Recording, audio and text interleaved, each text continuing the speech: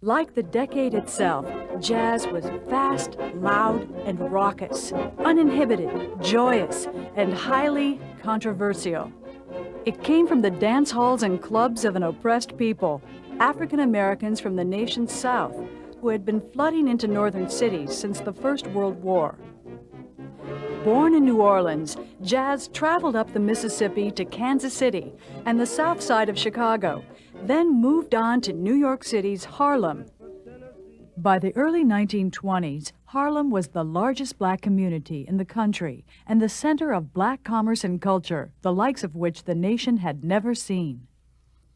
Here could be found Marcus Garvey and his Universal Negro Improvement Association, the largest black organization in the history of the nation.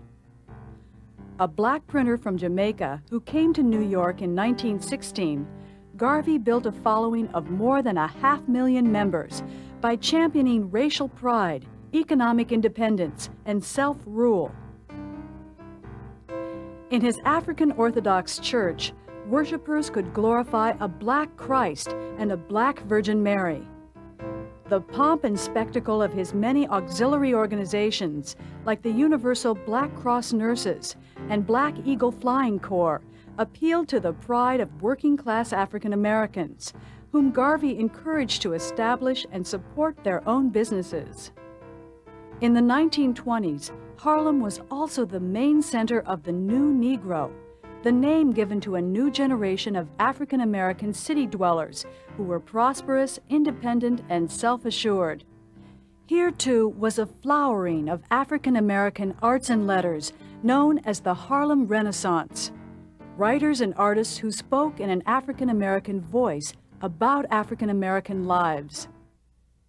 We young and Negro artists who create now intend to express our individual dark-skinned selves without fear or shame.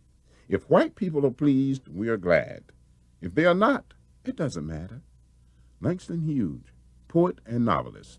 And whites would go into Harlem and enjoy the music, the creativity of African Americans. The Cotton Club, for example, served white patrons exclusively.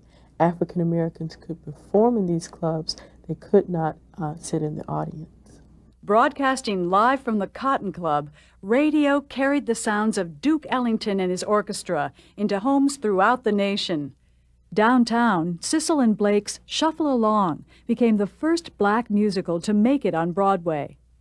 On records, Bessie Smith's soulful blues won the hearts of white and black listeners. Bessie Smith, who is often called the Empress of the Blues, perhaps personified blues women of the era.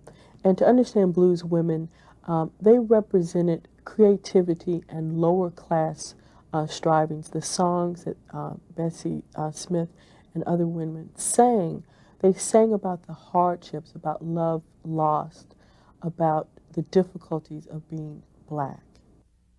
White musicians also took up jazz and blues, reaching even broader audiences.